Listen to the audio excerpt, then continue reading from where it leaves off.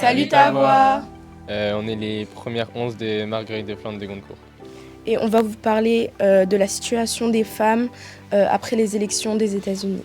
Les élections des États-Unis d'Amérique qui sont passées en novembre 2024, c'est opposé Kamala Harris, qui est une démocrate, à Trump, qui est un républicain.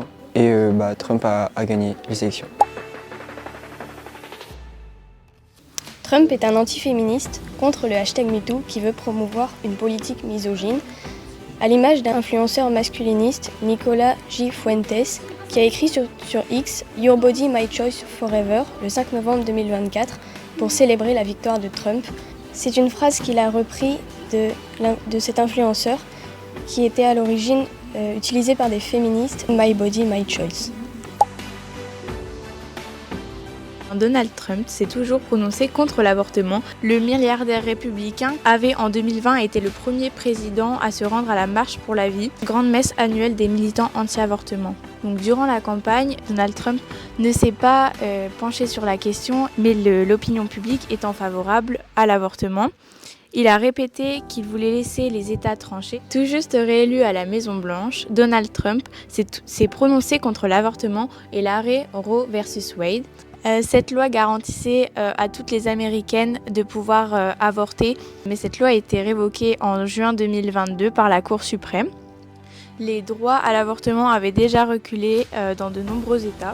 Les femmes font des réserves de pilules abortives depuis l'élection de Donald Trump par peur que ce soit interdit.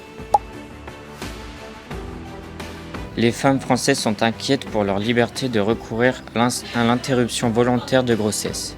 Afin de les rassurer, les parlementaires ont approuvé par un dernier vote au Congrès l'inscription de l'IVG dans la Constitution française le 4 mars 2024. Ce qui fait que l'IVG fait partie de notre loi fondamentale. Alors je trouve cela choquant qu'en 2024, certains droits qui ont été acquis par des gens qui ont lutté et se sont battus pour le progrès se voient être remis en question. Les femmes se voient en danger car celles-ci vont mettre leur santé en péril pour avorter sans aide médicale. Je trouve que c'est un réel danger pour le droit des femmes qui se voit être restreint après ces élections. C'est un grand retour en arrière car depuis 1973, le droit des femmes sur l'avortement était garanti. Pour moi, des manifestations à l'international sont nécessaires pour montrer notre désaccord sur la situation actuelle.